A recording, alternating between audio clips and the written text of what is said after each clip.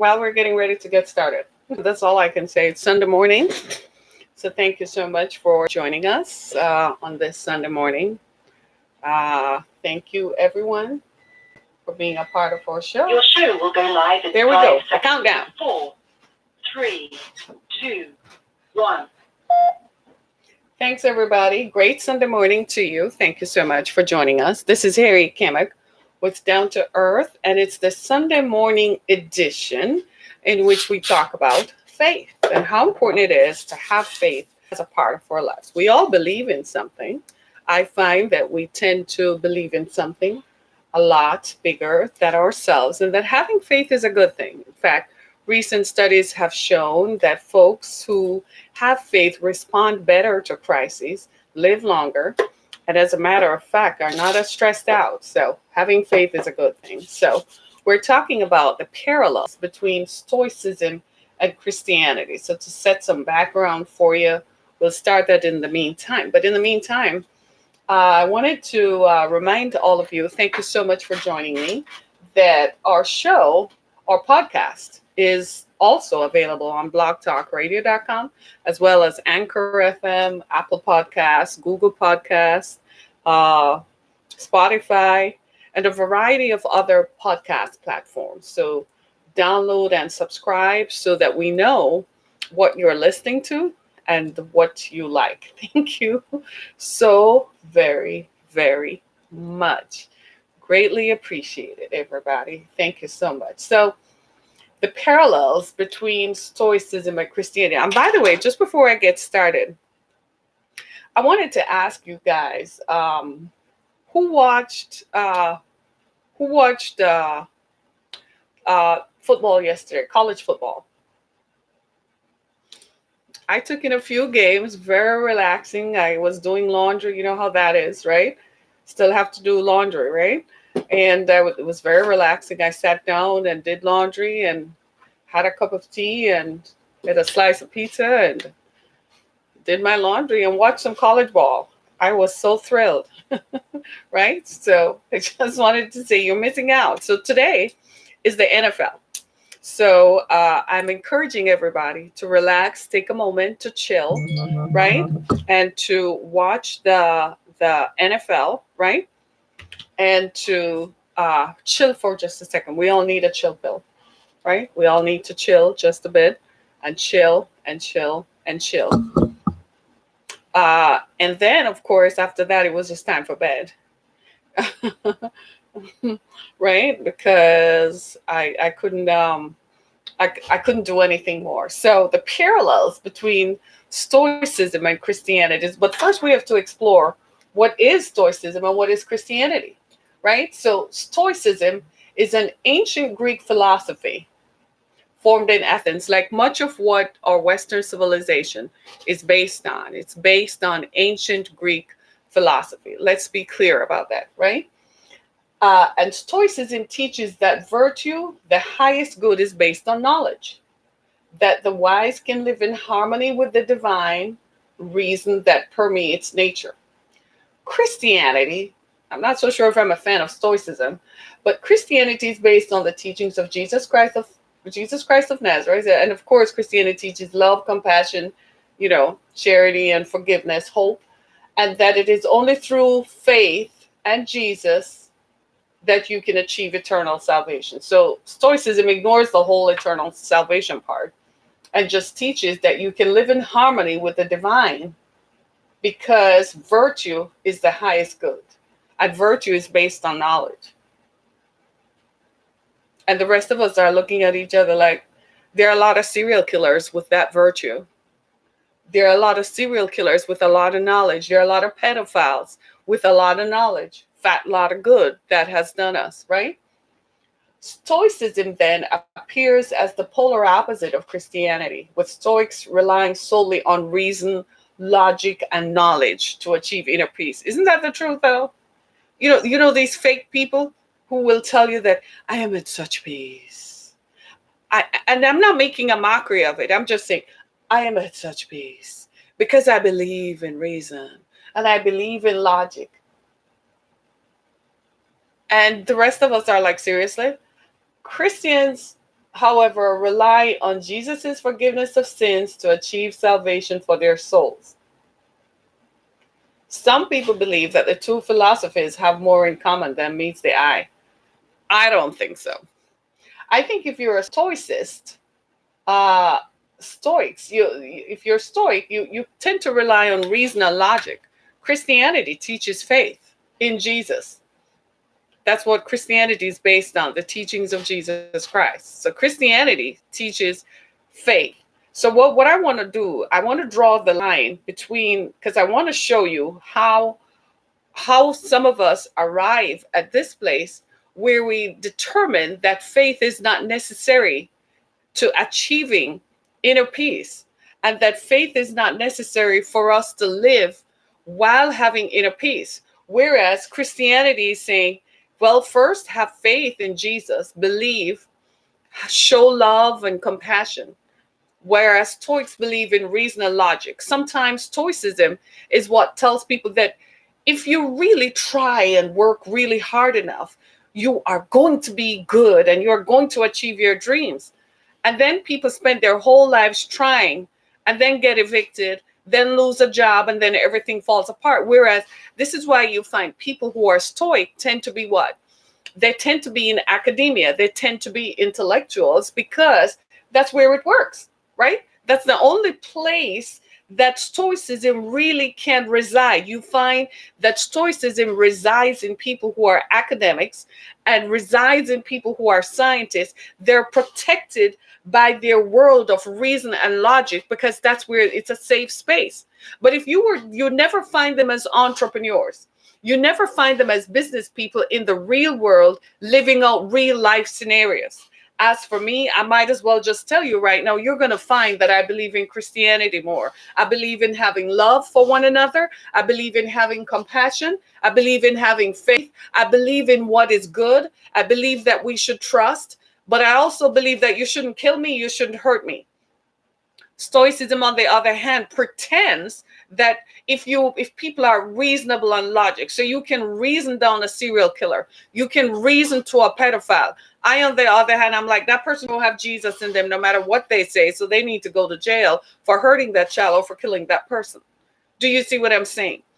Stoicism will tell you that if you do good things, then good things will come to you.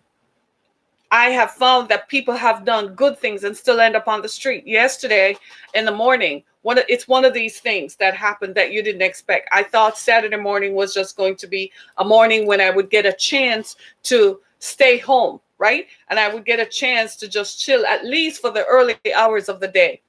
Didn't work that way. My daughter called me to say her car was having issues. So I had to drive to where she was. Well, on my drive there, I saw a person on the street begging.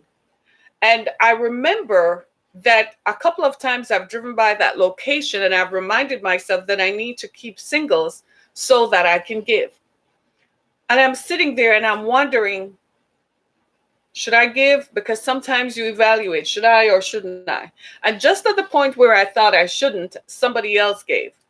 And I looked some more to perceive what the situation was. Then I understood. She's on the corner because she lives in a shelter. During the day, they can't stay at the shelter no matter how cold it is. They have to walk around. So they need money to go using reason and logic to make outcomes and determine outcomes for people. Do you hear what I'm saying, right? So what happened is that people now I'm driving on the side of the street. I see this woman. So what I did was I reached out and I decided to give. And hundreds, thousands of people drive past there and look at her and turn their head the other way. Many of them are stoic. They believe that she got there because she didn't try hard enough. She got there because she must have done something. At that point, I didn't care so much about the reason why she's there, how she got there. I just cared that she's sitting on the side of the road knowing that she can't help herself. And at that point yesterday, it was 22 degrees. It was freezing but cold. And to be standing on the side of the road was no joke. So if I could give her money that she could go buy herself a cup of coffee and go sit somewhere warm, then I was going to do it. Do you see what I'm saying? That's that compassion thing that evolves out of Christianity. It's that looking at your fellow man and seeing that they have a need and fulfilling the need, regardless of how you think, regardless of what you think, regardless of how you feel. Stoicism, on the other hand, I have found belongs in the ivory towers of academia. People on university campuses who write dissertations of 650 pages that nobody reads, but they make the New York Times bestsellers list. I kid you not, right? They encourage their colleagues around the country to go buy their book, so it ramps up their New York Times bestsellers. All of a sudden, they're a New York Times bestseller, when in fact nobody is reading 650 pages, but they're published. That's where Stoicism lands, because to those people, all you need is reason, irrespective of whether they grew up attending services or not, irrespective of whether they grew up Jewish or they grew up Muslim or they grew up Christian with some kind of background in faith. They still are going to resort to what they believe as Stoicism, because now it's all about reason. I kid you not. I kid you not. So Stoicism is based on reason and logic. I can reason this out. Stoicism says that you spend more bloody time in your head thinking and overthinking. Is it safe to say that stoicists, people who are stoic, are overthink? Yes, they bloody well do. They overthink, and they have no parallels to reality. They have no methodology to execute anything. I kid you not. I kid you not. I have found that they don't know how to execute anything in real time. You'll never find a stoic as a businessman or as an entrepreneur, because first of all, they're going to sit there and reason this thing to the ground.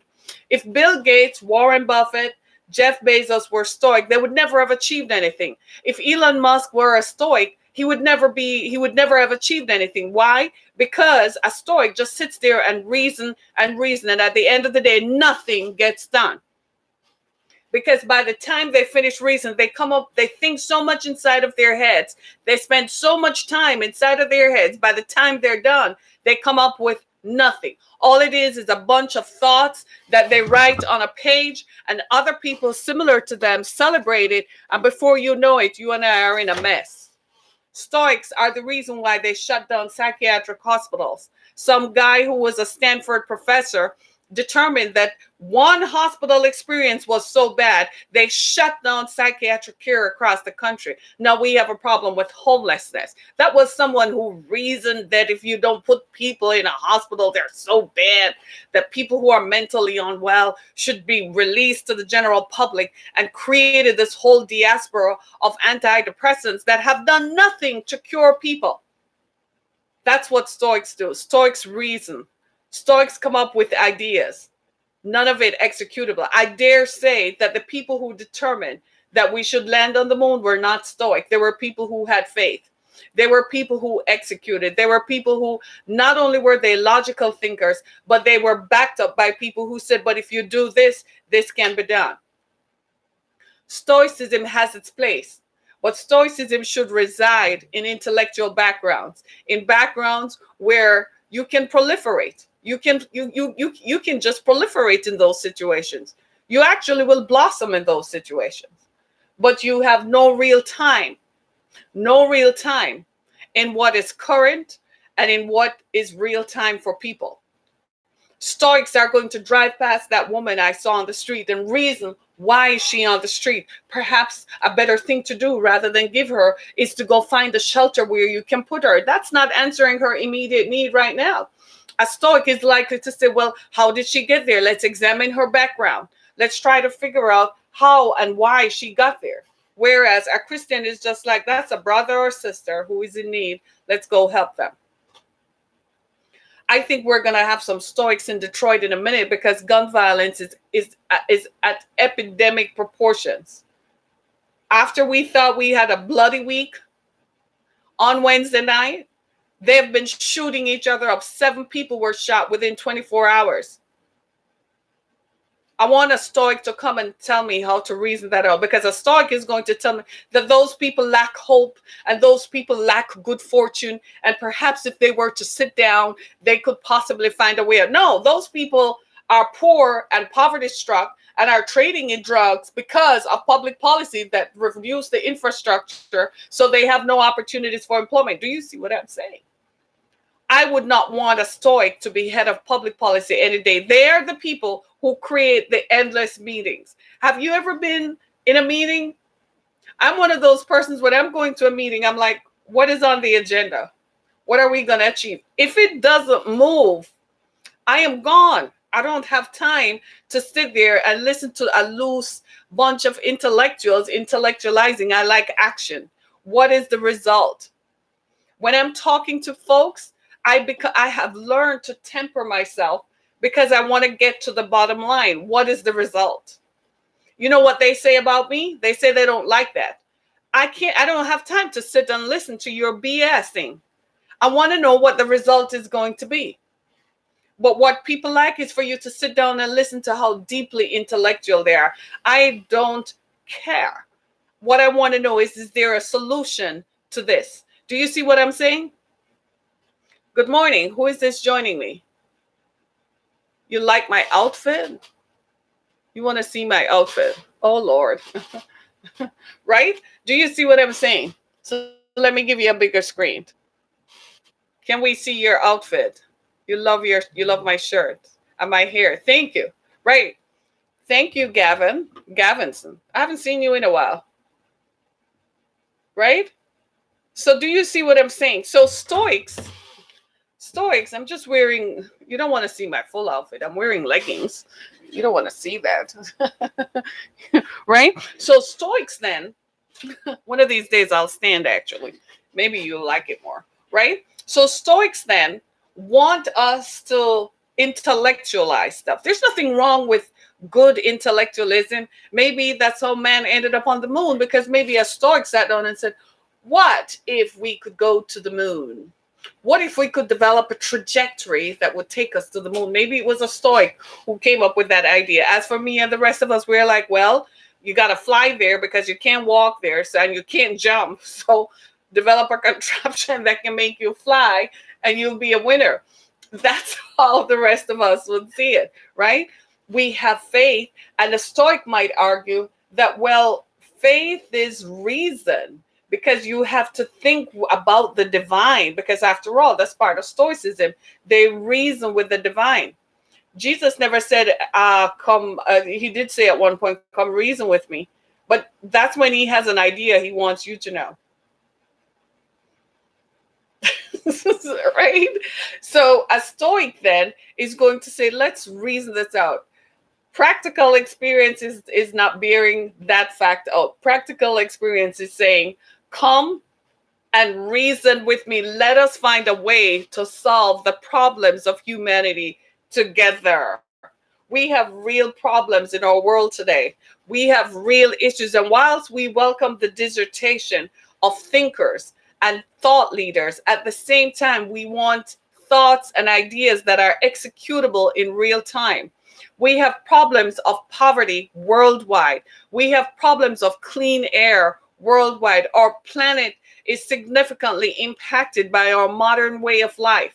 We have problems with running water, clean running water. In many places of the world, there is running water, but it's water that is sewage. It's water that comes out of a sewer that people are drinking. We have problems with people not being able to access employment, people lacking opportunity. There's no infrastructure, right? Yes, I'm on Instagram. I'm self-titled on Instagram, so I'm on Instagram.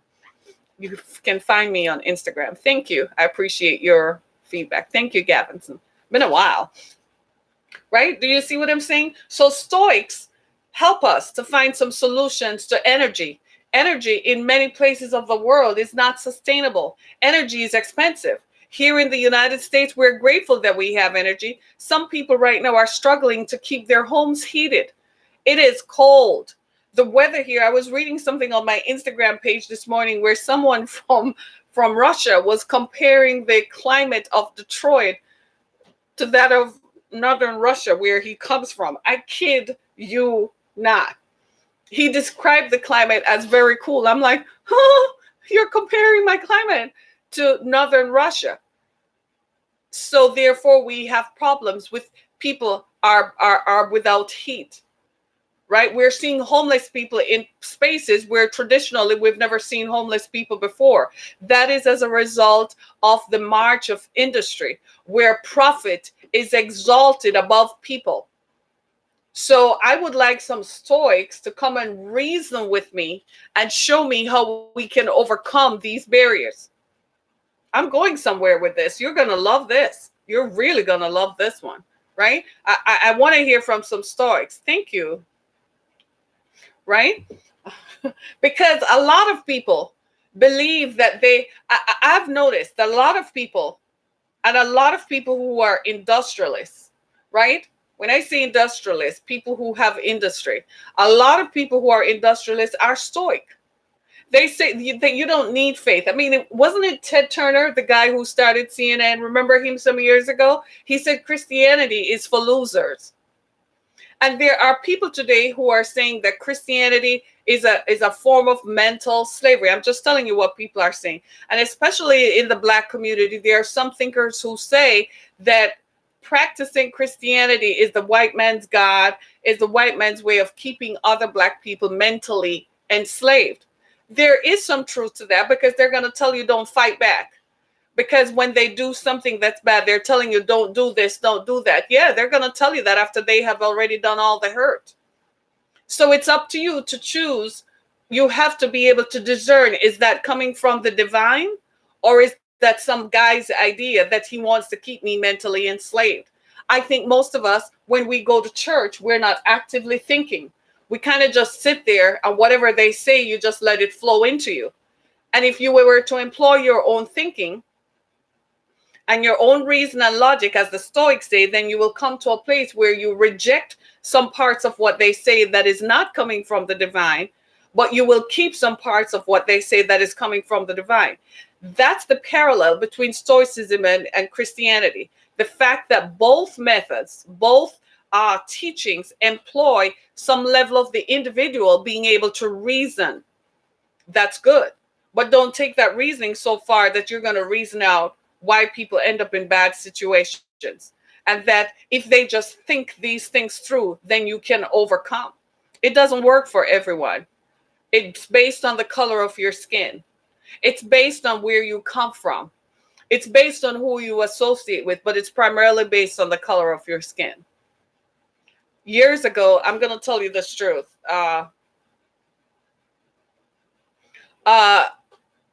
Years ago, it's about 10, 12 inches long.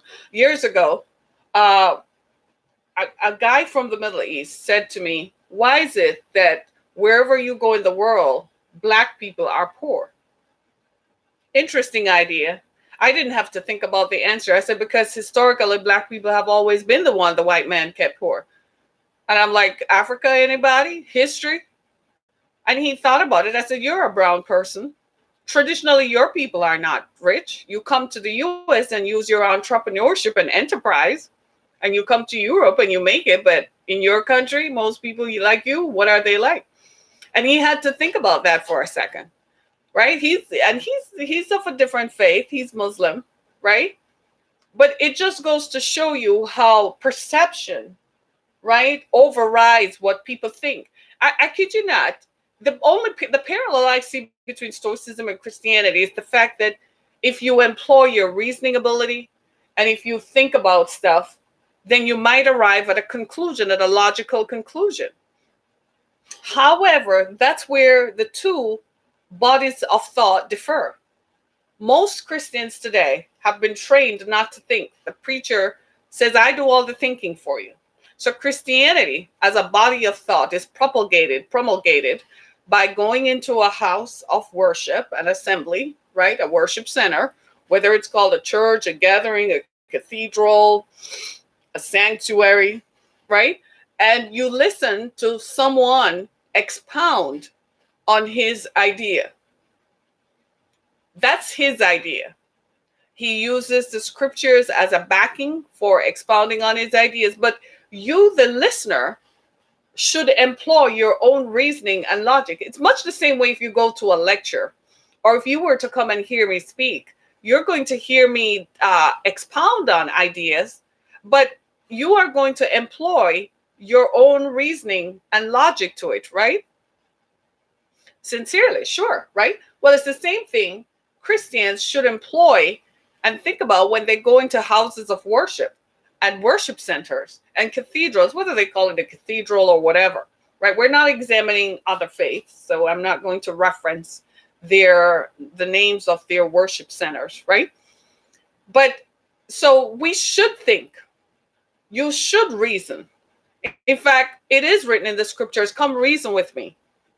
We don't spend as much time thinking. If the preacher comes to you and it's giving you an idea and he gives you the scripture, you should go home and meditate on that scripture. You should read it for yourself and you should meditate on it. You shouldn't just accept just his expository alone. You should also read it. For instance, when I go out to speak, if I'm speaking in a worship center, I use a scripture as my backing, right? And in using my scripture as my backing, I'm sort of like an expository teacher. So I give you the scripture and we back it up. We back up your everyday situations with the scripture, right? Draw the parallels. So in a way, you could say, you're going to say that, well, Harriet, you sound like you're a Stoic because you reason and you arrive at a logical conclusion. The difference is I'm backed by faith. I'm backed by love and compassion. Do you see what I'm saying? I went somewhere to speak recently, and when I was done, the pastor's wife came to me and told me that I was so gracious and that my delivery was cloaked in love and grace. I am grateful for that, because sometimes people come and they bring all the fire and all the brimstone and everybody is consumed by their unholy wrath. That's not love and compassion. Sometimes, and I think it's humbling. Yeah, there's a level of humility in Christianity that I probably don't see in Stoicism. Because there's a level of humility in Christianity that keeps you focused on the main goal. It makes no sense to me that I go out to talk to people and they can't relate to what I say. If they don't find themselves inside of that story, then I have not delivered. As a communicator, that is important to me. For some others, they just want to see the hoops and the shouts and they're good. But as a communicator, I want to make sure that you can see yourself resident in my thinking. I'm exposing you to how I think and how I reason. And that, my friends, is the difference. Now, I kid you not, I'm going to be honest with you. We probably need a lot more thinkers today. We probably need people who reason more today. I dare say a generation or so ago, we were more successful because people actually thought about what they're going to say or what they're going to do. Now, people just tend to just do. People make willy-nilly decisions about their lives without thinking about it. I have learned to temper my reactions. I have learned that it's more important to think about stuff than to simply just wait for it. A lot of us today, we're in a rush. And what you find is that people are in a rush. So they tend to just rush into stuff. You have to think and reason. Recently, as someone told me their story of how they lost their home and their marriage fell apart. And I asked the question after I listened to the story, did you think this through? And she said, yes. I said, how? Because it doesn't show.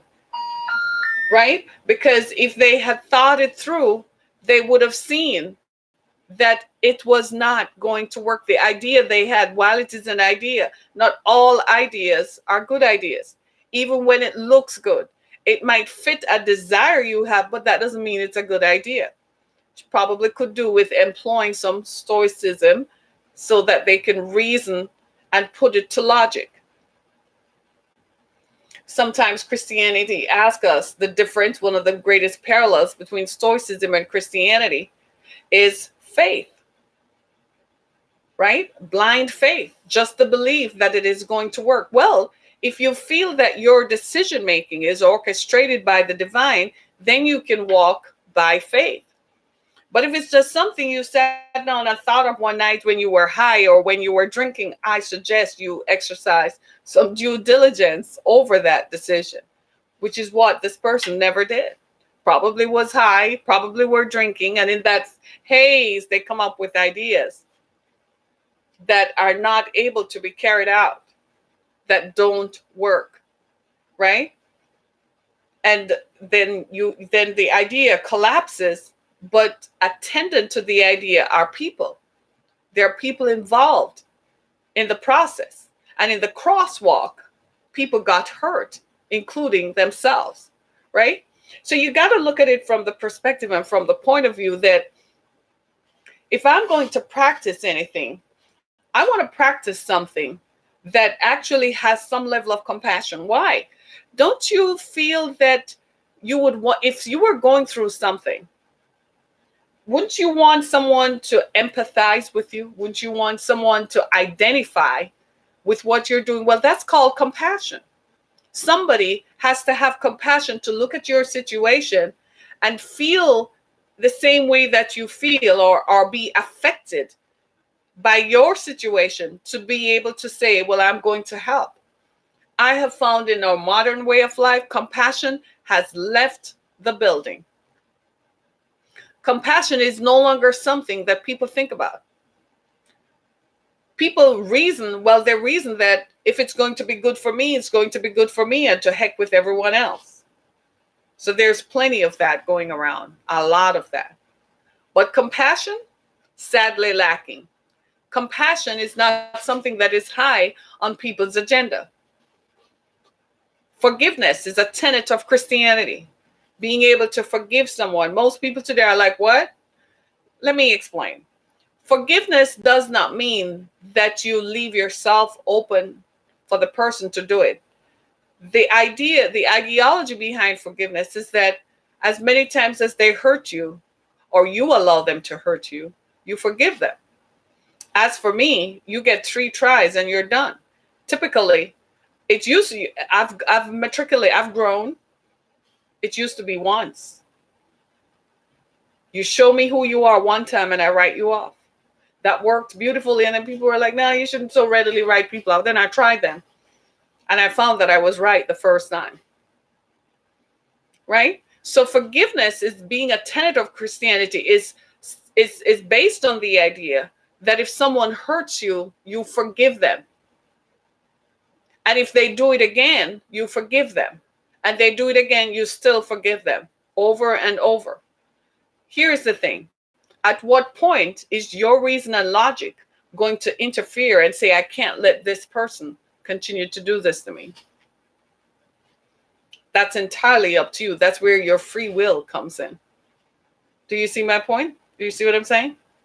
Right? So love, as a tenet of Christianity, says that if I have love in my heart towards others, then I am what? Most likely to be kind. So in Christianity, the ideas tend to flow off one another. If you love people, you're going to be kind. Stoicism has nowhere to be kind. It's like, man, I got to reason this out. I'm going to think this out. And if it doesn't line up with what I think or I reason, then it's not going to work. That's Stoicism. Do you see what I'm saying? Right? So Stoicism as a standalone is great, but we're real people. And just like I had that intersection yesterday with my Christianity and my thoughts, and I see someone standing on the side of the road in 22-degree weather in the Midwest, in Michigan. It didn't matter to me what color she is. It didn't matter to me where she came from. It didn't matter to me what led her to be standing on the street corner in 22-degree weather. What mattered is at that moment, were I going to be kind to extend kindness?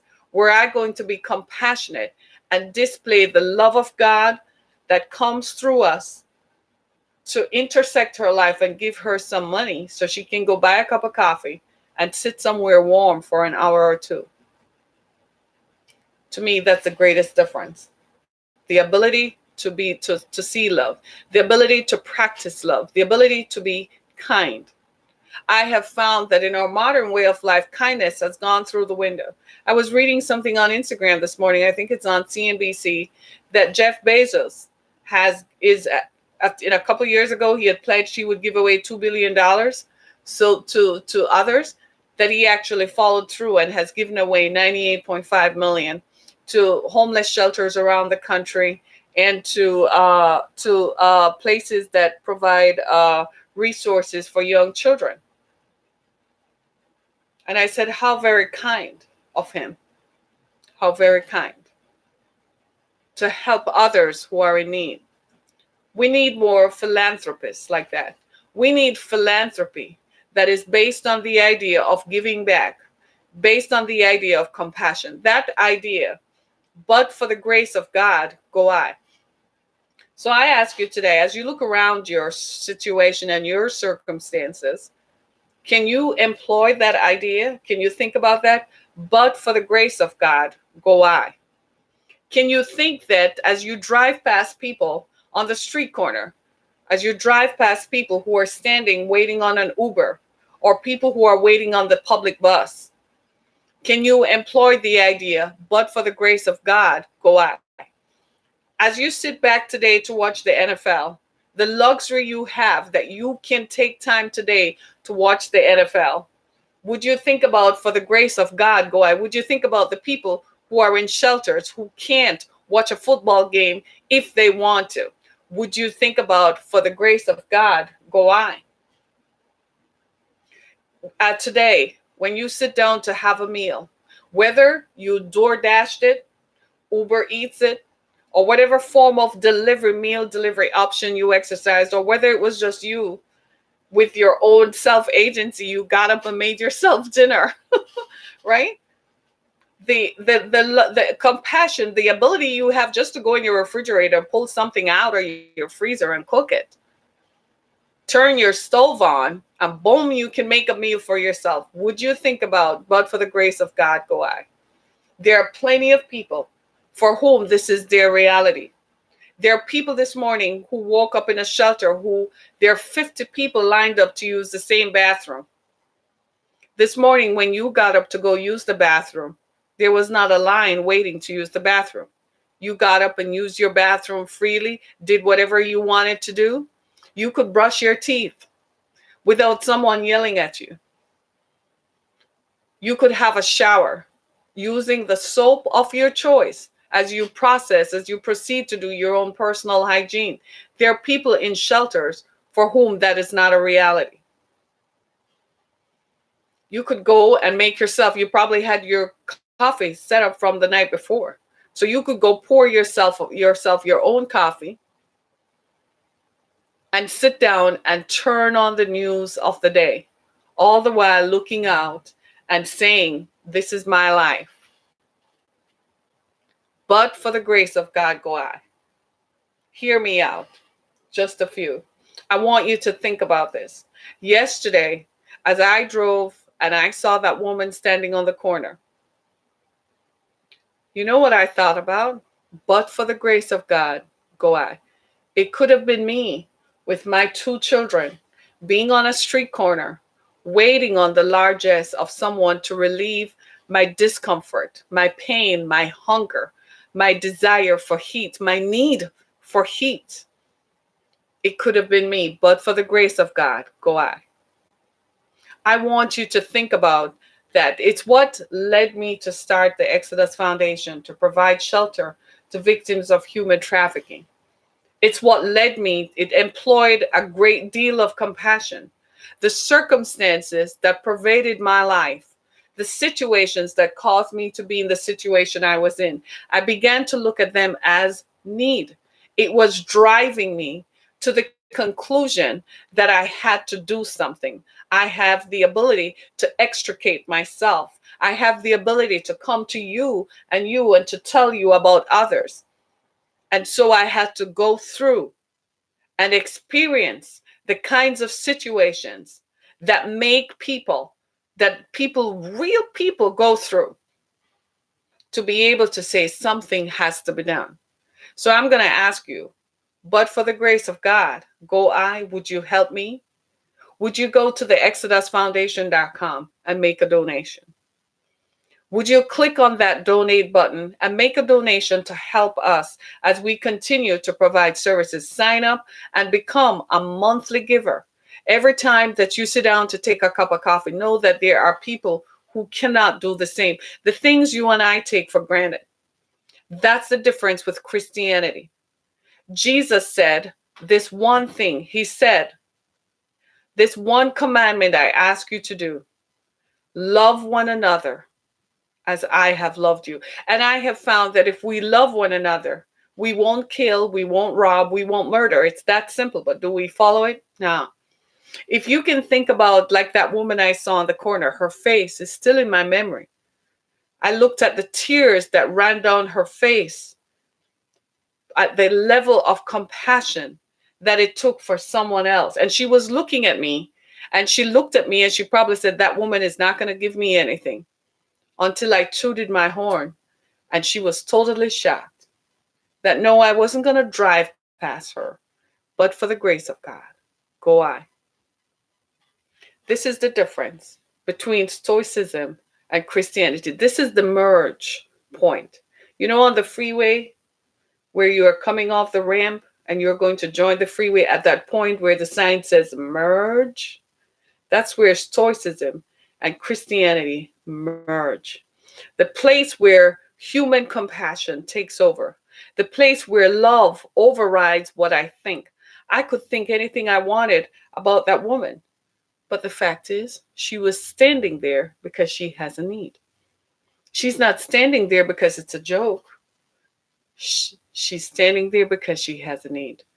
So my Stoicism and my Christianity merged, and my love for humanity overtook my own desire. My compassion merged with my thinking and made me pull my wallet out.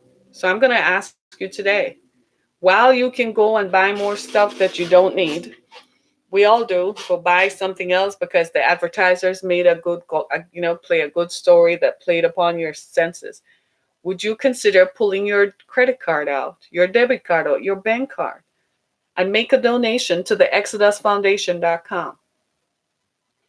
Go ahead, it can be done. Make a donation to the exodusfoundation.com. You're going to help us to keep the lights on. You're helping us to provide shelter for someone in need, regardless of how they got there. I looked at their need, not at the why. I looked at the fact that this person needs shelter, they need clothing, they need health care, they need food, they need somewhere warm to sleep. I looked at it, saw their need, and responded to their need. I just want to say that that's the Christian thing to do. Sometimes Christianity gets lost in the fluff and the noise, and it gets lost in all the thinkers and all the people who are backing politicians, and all. That's not being Christian. That's them using the platform of popularity to espouse their own idea. That's not what, if Jesus were here, that's not what Jesus would do. Because some of these politicians, Jesus have nothing to do with. He would have nothing to do with. So don't look at that. That's what I call the noise and the fluff. And people like me, you won't see me with them because I'm not going there. And they don't want people like me because I'm too real. They want the noise and the fluff. So I pray for you. My prayer is that you find your peace and that you come to that merge where your stoicism, your thoughts, your thinking merge with your love, your compassion, and your kindness. My name is Harriet Kemick. I am the Executive Director of the Exodus Foundation, an organization devoted to providing services to victims of human sex trafficking. I'm also an author and a podcast host, so I join you and ask you to go to my website, harrietkemick.com, send me a note so I can come speak at your next event, as well as go to the exodusfoundation.com, make a donation to help us, and subscribe to our daily podcasts on Spotify, Apple Podcasts, and Google Podcasts. And I thank you so much in advance for your support. It's Sunday. We're all going to enjoy some football. Thank you so much, everybody. Be blessed.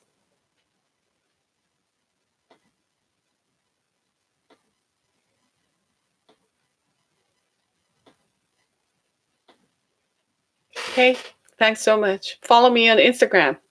Thank you. Appreciate you.